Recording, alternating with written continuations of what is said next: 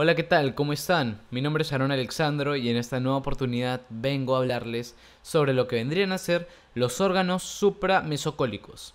De por sí este término ya lo hemos podido escuchar durante la teoría de vaso y páncreas, así que sería en parte una especie de repaso y poder explicar en profundidad y de otra manera superficial lo que vendrían a ser algunos de estos órganos que vamos a ir viendo a continuación. Pues sin más que decir, vamos a dar inicio a lo que vendría a ser la teoría. Bueno, vamos a empezar con una breve introducción. De por sí habíamos visto ya la cavidad abdominal. Esta íbamos a encontrar específicamente al peritoneo en la segunda parte de la teoría, la cual habíamos dicho va a tener un conjunto de repliegues y van a haber obviamente compartimentos peritoneales. Habíamos dicho que teníamos 4 zonas aquí. Vamos a tener los epiplones, que como bien sabemos van a unir dos órganos y van a tener vasos sanguíneos.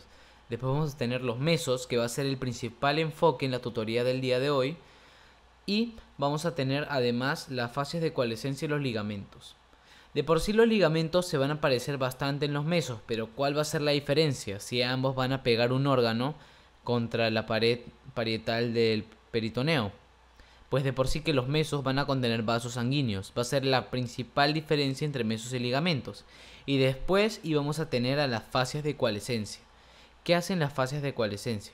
Pues de por sí su origen se remonta en la rotación de los órganos. Cuando los órganos iban a rotar, las fascias tanto del páncreas y el duodeno se van a mezclar, por lo tanto van a formar las fases de coalescencia. Esta rotación habíamos dicho que era aproximadamente de 270 grados y van a seguir el eje de la arteria mesentérica superior. Pues con esto dicho ya nos ponemos un poco más repasando lo que ya habíamos visto y vamos a pasar al siguiente punto. Como tal, los mesos son quienes unen el órgano con la pared parietal, como habíamos dicho. Falta ahí mencionar lo de los vasos sanguíneos, que es la principal diferencia con los ligamentos. Entre estos vamos a tener a dos. Vamos a tener al mesenterio y vamos a tener al mesocolon transverso. Aquí realmente lo que nos importa es el segundo, pero de igual forma vamos a mencionar que es el mesenterio, pues sí va a ser uno de los mesos, es decir, el repliegue, que va a pegar lo que vendría a ser el intestino delgado contra la pared parietal del peritoneo. Y ahora nos importa el mesocolon transverso, que habíamos visto en profundidad en lo que vendría a ser el tema de páncreas. De por sí, páncreas y vaso como tal. De por sí, lo que vendría a pasar es que el colon transverso se va a pegar a la pared parietal del peritoneo gracias a este meso, que es el mesocolon transverso. Bueno, ahora vamos a ver que en su raíz el mesocolon lo que va a hacer es delimitar dos zonas. Vamos a encontrar mesocolon al centro y los que se van a encontrar para arriba van a ser los supramesocólicos, que son los que vamos a estudiar el día de hoy, y hacia abajo los inframesocólicos. Sin más que decir, vamos a pasar a la siguiente. Pues como podemos ver aquí, vamos a tener la división del abdomen abierto. Este va a ser el colon transverso. Y lo que vamos a tener es, los que vamos a encontrar hacia arriba van a ser los supramesocólicos y los que vamos a encontrar hacia abajo van a ser los inframesocólicos como tal. Esta va a ser la raíz del mesenterio, que ya habíamos dicho que era otro de los mesos, prácticamente relacionado al intestino delgado. Y lo que nos importa es el colon transverso. Vamos a pasar a la siguiente. Ahora, como tal, ¿cuáles van a ser los órganos que van a encontrarse en la zona de los supramesocólicos? De por sí vamos a encontrar 5 principales. Vamos a tener al estómago, el hígado, el duodeno, el páncreas y una proyección del vaso. ¿Por qué hemos puesto el vaso hacia el final? Porque estos se van a encontrar de derecha a izquierda. Pero cabe mencionar que el vaso va a ser el único de estos órganos que no va a participar en la actividad digestiva. Por lo tanto lo veremos hacia el final. De por sí, el vaso y el páncreas ya lo hemos visto recientemente, por lo tanto no necesitamos profundizar mucho en lo que vendría su explicación, al igual que el hígado, que lo veremos en la semana junto al resto de órganos. Vamos a empezar con lo que vendría a ser el estómago. Bueno, vamos a empezar ahora con el estómago. De por sí va a ser un órgano cavitario, por lo tanto, al ser una cavidad va a tener ciertos componentes. Se va a encontrar en lo que vendría a ser la parte superior del abdomen. Habíamos dicho ya que el abdomen se dividía en 9 partes, mediante la división de 2 verticales y 2 horizontales. Y vamos a encontrar en la segunda, que vendría a ser el epigastrio como tal. Va a tener ahora sus dos caras, una cara anterior o ventral y una cara posterior o dorsal. Y además va a tener dos curvaturas. Va a tener una curvatura mayor, que se va a ir hacia la izquierda, y prácticamente vamos a encontrar acá el epiplo mayor, y después vamos a tener la curvatura menor. Esta la vamos a encontrar hacia la derecha y se va a caracterizar por mirar hacia el hígado. Y vamos a encontrar aquí el epiplón menor. Bueno, aquí vamos a encontrar lo que vendrían a ser las partes del estómago. Vamos a verlo tanto verticalmente como horizontal. De por sí vamos a empezar con el fundus. Lo vamos a encontrar a la altura del sexto, séptimo y octavo espacio intercostal. Después vamos a tener el cuerpo. Como podemos ver, va a ser una porción un tanto alargada. Y después vamos a encontrar al píloro y el antro. Vamos a empezar con el antro como tal. Va a ser la parte inferior donde se van a mezclar lo que vendría a ser los alimentos con el jugo gástrico. Y después, como descendiendo, vamos a encontrar al píloro. El píloro va a ser un conjunto de abertura porque va a comunicar con el duodeno. Y de por sí el píloro va a comunicar como tal, siendo un orificio, al estómago con el intestino delgado. ¿Ves? Comparte el duodeno. Ahora vamos a ver en cuanto a las relaciones de lo que vendría a ser el estómago como tal. De por sí vamos a encontrar al hígado en la cara anterior con el epigastrio como tal su ubicación y el músculo diafragma. El diafragma no va a ser completo como tal, sino una porción del mismo. Después vamos a encontrar en la cara posterior al páncreas, al vaso, al riñón izquierdo, al hígado y al duodeno. El duodeno también va a ser una porción de por sí. Y vamos a encontrar ahora el caudal. El caudal va a ser la parte final y vamos a encontrar aquí el colon transverso. Como podemos ver aquí en la imagen, vamos a tener al hígado, después vamos a encontrar el estómago como tal, el vaso para la cara posterior mirando hacia atrás, y acá vamos a ver la ampolla de váter, que ya habíamos visto en la clase anterior. Para finalizar, en tanto al estómago ha sido una vista un tanto superficial porque lo veremos en profundidad posteriormente. Vamos a tener la irrigación e inervación.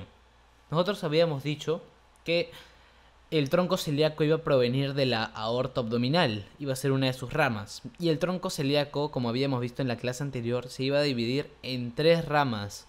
Estas tres van a dar una irrigación completa a lo que vendría a ser el estómago. Vamos a tener la hepática, vamos a tener la gástrica izquierda y la esplénica. Y la inervación del estómago se va a dar netamente por los nervios vagos, tanto el izquierdo como el derecho. Muy bien, ahora vamos a pasar a lo que vendría a ser el hígado.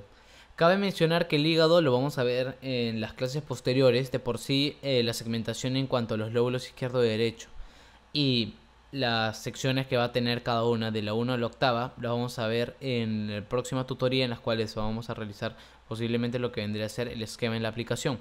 Así que si es de su agrado, podemos subir un siguiente video explicándolo en la aplicación que ya habíamos mencionado. Sin más que decir, pasamos a la siguiente. Vamos a empezar con el hígado. Vamos a encontrarlo en el hipocondrio derecho, es decir, en la sección superior del abdomen, es decir, de la primera. Vamos a tener un peso entre 1500 a 1900 gramos y una coloración un tanto roja parda, por no decir marrón. Después vamos a tener que va a tener una forma homoyoidea con dos extremidades y va a secretar la bilis esencial para el control de grasas. En la siguiente imagen vamos a ver qué pasa si es que no hay un control de por sí de la bilis, y va a ser el siguiente. Vamos a tener aquí lo que vendría a ser un hígado graso, que se puede ver completamente diferente a lo que vendría a ser un hígado sano. Vamos a tener bastantes erupciones y de por sí va a ser la diferencia en cuanto a la secreción de la bilis. Así que vamos a pasar a la siguiente diapositiva. Estas son las divisiones de las que le hablaba. Las divisiones del hígado van a ser bastantes y de por sí vamos a necesitar varias vistas. Por lo tanto, en la aplicación del Atlas de Anatomía Humana sería mucho mejor ver la segmentación, porque vamos a tener tanto vista anterior, posterior, etcétera. Y esta de aquí va a tener la diferencia de que algunos de estos lóbulos, por ejemplo el de Spiegel y el número octavo, no se van a llegar a ver dependiendo la vista que tú le des. Entonces esa segmentación la vendríamos a hacer en un video separado que comprometo a hacer para poder explicarlo a profundidad. Ahora de por sí el hígado va a tener Eso es lo más esencial, el lóbulo derecho y el lóbulo izquierdo. Como habíamos mencionado en clase, antes la segmentación se pensaba que el hígado eran dos diferentes y ahora lo vemos como un lóbulo izquierdo y un lóbulo derecho. Además vamos a ver lo que vendría a ser el ligamento falciforme, que se encarga de dividir estos dos, el hilio vascular, la vesícula y el árbol. El árbol biliar. Ahora vamos a atender lo que vendría a ser el hígado como tal. Vamos a encontrar una irrigación y una inervación. Ahora, ¿qué vamos a tener? Recuerdan que habíamos dicho que la misma aorta abdominal venía el tronco celíaco y del tronco celíaco venían las tres. Pues nos vamos a quedar con la hepática. La gástrica izquierda y la esplénica las dejaremos para otro lado, porque netamente encargada del hígado va a ser la hepática propia y va a botar tres ramas. Vamos a tener la arteria cística, vamos a tener la arteria hepática derecha y la arteria hepática izquierda. Esas tres se van a encargar netamente de la irrigación del hígado. Y ahora vamos a tener la inervación. La inervación la van a dar el vago anterior y el plexo solar. El plexo solar, como había mencionado el doctor Ventura, lo veremos en la siguiente clase y va a ser dictada posiblemente por el doctor Guamán. Y acá vamos a tener lo que vendrían a ser las dos ramas que va a botar el mismo. Un plexo anterior y un plexo posterior. Ambas encargadas de inervar el hígado. Sin más que decir, podemos pasar ahora a lo que vendría a ser el duodeno. El duodeno ya lo habíamos visto en cuanto a la comunicación con el píloro que hacía con el estómago y de dirigirse obviamente a lo que vendría a ser el intestino delgado. Entonces pasamos y vemos acá. Como pudimos haber visto, iba a ser la parte externa de lo que vendría a ser el intestino delgado. Se va a encontrar entre el yeyuno y el estómago como tal. Acá podemos ver mejor lo que vendría a ser el duodeno, con la cabeza del páncreas aquí y el intestino delgado como tal, siguiendo hacia abajo. El páncreas ya lo vamos a ver en las siguientes diapositivas. Y ahora va a decir que aquí es donde van a parar los jugos digestivos, tanto del intestino como el páncreas. Va a encargar de una mezcla. Y vamos a ver aquí lo que vendría a ser parte superior y posterior del abdomen, es decir, en el retroperitoneo.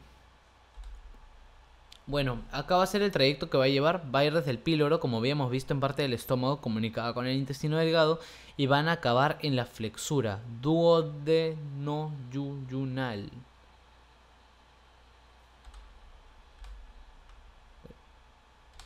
Y bueno, acá vamos a ver el trayecto que va a seguir. Va a ir desde el píloro en L1, que habíamos visto el píloro en el que se encarga de comunicar tanto el estómago con el intestino delgado, ese orificio pequeño, y va a acabar en L2, a nivel de la flexura duodeno-yeyunal. Vamos a ver ahora que si se llega a inflamar, va a producir una duodenitis. De por sí esta puede estar acompañada de una gastritis que puede afectar el sistema, y va a mezclar los alimentos con la bilis y los jugos pancreáticos. Una vez dicho esto, podemos pasar y vamos a ver lo que vendrían a ser las capas, las partes, la irrigación y la inervación. Capas va a tener bastantes, al igual que partes, pero vamos a empezar cada una. Vamos a ver la túnica serosa o peritoneal, vamos a ver la tela subserosa, otra túnica muscular, una túnica mucosa y una tela submucosa. Son en realidad bastantes capas del duodeno y ahora vamos a ver sus partes. Una porción superior o duodenal, una porción ascendente, por lo tanto va a haber una descendente y una porción horizontal. Y vamos a ver ahora en cuanto a la irrigación y inervación. La irrigación la va a hacer la arteria pancreático duodenal inferior y la pancreático duodenal superior. Ambas arterias se van a encargar de la irrigación del duodeno. La inervación va a estar dada por los ganglios celíacos y los nervios vagos. Ahora vamos a ver lo que vendría a ser el páncreas. El páncreas y el vaso van a hacer un repaso de la clase anterior, por lo tanto debemos estar atentos a lo que viene. Vamos a empezar con el páncreas. El páncreas va a ser un órgano casi vital, es decir, de que removerlo de por sí puede causar ciertas complicaciones. Vamos a tener que va a tener una función exocrina y endocrina. Acá va a ser la importancia del páncreas. Se va a encargar de botar tanto hormonas y sustancias hacia afuera por el método exocrino y endocrino hacia adentro. Y lo que vamos a ver ahora es que en cuanto a la endocrina vamos a tener a la insulina y el glucagón. ¿Cuál era la función de la insulina? La insulina lo que se encargaba era mover lo que vendría a ser las azúcares hacia el torrente sanguíneo, es decir, la glucosa hacia las células. ¿Qué pasa si es que la insulina deja de funcionar? Pues de por sí, esta va a aumentar, los niveles de glucosa van a aumentar y va a ocurrir ¿qué cosa? La enfermedad de la diabetes, que ya habíamos visto de por sí en clase. De por sí la insulina y el glucagón van a ir en forma alfa y beta y estas van a ir directamente al torrente sanguíneo. Después vamos a ver que se va a ubicar en la pared posterior del abdomen y va a pesar entre 70 a 110 gramos con una longitud de 12 a 15 centímetros. Vamos a pasar a la siguiente. Bueno, esto vendría a ser lo que nosotros conocemos como las partes del páncreas. De por sí vamos a ver aquí que vamos a tener la cola, vamos a tener el cuerpo como tal que es más alargado, de por sí la cabeza y vamos a tener acá lo vendría a ser el cuellito.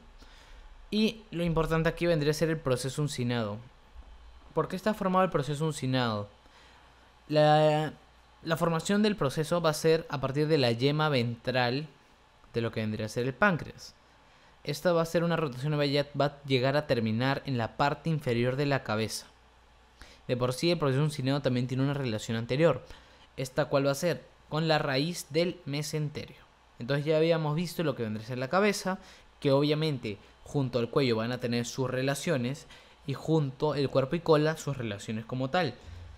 Vamos a mencionar las principales. De por sí la cola solamente va a estar relacionada con lo que vendría a ser el vaso y posteriormente el cuello va a estar relacionada con los vasos mesentéricos superiores, que van a venir de la vena porta, y su relación más importante va a ser la posterior. Y de por sí la cabeza como tal tiene relación con las tres porciones del duodeno, con el hígado, con la raíz del mesocolon transverso, etc. Y también el cuerpo. El cuerpo va a tener relaciones anteriores y relaciones posteriores. De por sí, si mencionáramos bastantes, tendremos que hacer un video mejor explicado, pero de por sí solamente se va a relacionar con la transcavidad de los epiplones o la bursa mentalis, la raíz del mesocolon transverso también por la parte anterior, y en cuanto a la posterior ya vamos a ver lo que vendría a ser las ramas izquierdas y la desembocadura de la mesentérica superior en la esplénica. Sin más que decir, podemos dar paso a la siguiente. Vamos a ver ahora que el páncreas va a tener lo que vendría a ser una irrigación e inervación como tal, es decir, como todo órgano. La irrigación va a ir en el sector derecho y en el sector medio, además del izquierdo. En el sector derecho va a irrigar lo que vendría a ser tanto la cabeza como el proceso uncinado y va a estar dada por la arteria pancreática duodenales. ¿Qué ocurre con esta pancreática duodenales? Van a venir de la gastroduodenal, la cual viene de la hepática, la cual viene del tronco celíaco, la cual viene de la arteria aorta abdominal. Las pancreáticos duodenales lo que van a ocurrir es que tienen dos ramas, tanto una anterior como una posterior. Estas se van a unir con las pancreáticos duodenales inferiores y las cuales van a ser ramas también de la mesentérica superior. Sí. Ahora vamos a tener lo que vendría a ser el sector medio. A nivel del sector medio vamos a tener las arterias pancreático dorsales. Estas van a provenir de la esplénica y van a llegar a salir de la hepática derecha, la mesentérica superior o el tronco celíaco. De por sí, principalmente digamos de la esplénica, las otras van a ser otro tipo de salida. Y va a botar dos ramas. Va a tener una prepancreática, la cual se va a anastomosar con el circuito anastomótico de la cabeza. Y vamos a tener la pancreática inferior, la cual vamos a llegar ahora a pasar al sector izquierdo. El sector izquierdo con la pancreática inferior se va a anastomosar con la pancreática magna. Así es, se va a llegar a anastomosar con la pancreática magna y esta va a venir de la pancreática dorsal, es decir, las que hemos visto acá arriba. Ahora, la inervación ya habíamos dicho que se va a dar a nivel del sistema vegetativo. No va a tener inervación sensitiva de por sí, todas van a ser con el sistema vegetativo, simpático y parasimpático. La diferencia, el simpático lo que se va a encargar es deprimir la secreción, mientras que la parasimpática va a estimularla. Bueno, ahora sí podemos pasar a lo que vendría a ser lo siguiente. Vamos a acabar con lo que vendría a ser el vaso. Bueno, el vaso, como habíamos dicho, es un órgano que no aporta a la digestión. Se va a ubicar en el hipocondrio izquierdo a nivel de la 9ª y 11ª costilla. Vamos a tener que su función principal va a ser la hemocateresis. ¿Qué es eso? La hemocateresis de por sí va a ser la eliminación de los glóbulos rojos viejos que no están funcionando y permitir que de la médula espinal vengan los nuevos y poder reemplazarlos. Eso es lo que vendría a ser la hemocateresis. Va a pesar de 120 a 300 gramos y algunas de sus dimensiones ya las debemos saber.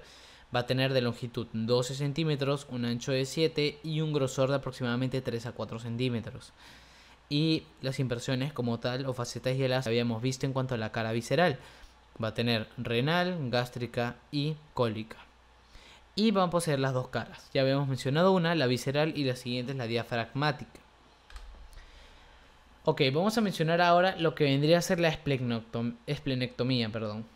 ¿Qué va a hacer esto? Consiste en la extirpación del vaso, parcial o total, yo diría total, la cual no está funcionando completamente. ¿Qué puede estar ocurriendo? Por ejemplo, cuando uno tiene un accidente y todo el peso recae sobre lo que vendría a ser el vaso, es necesario removerlo, porque va a comenzar a sangrar. Al ser una especie de órgano gelatinoso, no se puede suturar. Por lo tanto, lo único que necesita, al no ser con un órgano compatible con la vida, es decir, un órgano vital, es removerlo. Pero antes es necesario ligar la arteria esplénica, que veremos posteriormente en la irrigación. Pero de por sí el vaso también puede estar mal funcionando porque en lugar de eliminar los glóbulos rojos viejos, está comenzando a eliminar los glóbulos rojos blancos, los cuales sí son esenciales. Por lo tanto es necesario removerlo. Ok, ahora vamos a pasar a lo que vendría a ser la irrigación y la inervación. De por sí, para no ser muy extenso el video, vamos a hacerlo muy fácil. Tenemos nuestra aorta abdominal, seguía ¿quién? El tronco celíaco, y después botaba 3. Tenías la hepática, la gástrica izquierda y la esplénica. A nosotros que nos importa la esplénica. ¿Por qué? Lo hemos visto anteriormente, se encarga de prácticamente la irrigación, por lo tanto cuando hay un accidente con el vaso, tenemos que ligarlo para que evite sangrar. Va a botar esta que ramas superiores y ramas inferiores. De por sí vamos a tener en las superiores vasos que se van a dirigir al estómago. Y después vamos a tener las inferiores. Vamos a tener la arteria gastroepiploica izquierda. La gastroepiploica izquierda, ¿entre quienes se va a encontrar? Como su nombre lo dice, el estómago y el epiplón. ¿Pero qué epiplón? El epiplón mayor. Y después vamos a tener lo que vendría a ser ahora la inervación. De por sí va a ser casi lo mismo que el páncreas. Del sistema vegetativo no va a doler, por lo tanto va a ser simpático y parasimpático. ¿Qué hace cada uno? Simpático deprime y parasimpático estimula la secreción. Y finalmente somático. ¿Pero qué somático? Este sí va a ser sensitivo en parte, sí va a doler. ¿Pero cuál? ¿Qué zona? La cápsula. La cápsula va a ser la única que va a tener inervación de tipo somática. Bueno, de por sí eso ha sido todo. Muchas gracias por prestar atención en este video. Espero que haya sido de su agrado. Si alguno de ustedes tiene alguna duda, dejarla acá abajo en los comentarios, alguna corrección, lo que sea aquí abajo. Más bien, la próxima tutoría posiblemente sea del hígado y la segmentación de lóbulos. Si no es así, de igual forma comprometo a poder subir ese video, si es que el tiempo también se da. De igual forma, muchas gracias por el mismo, por su atención, y espero verlos en el siguiente. Gracias y hasta la próxima.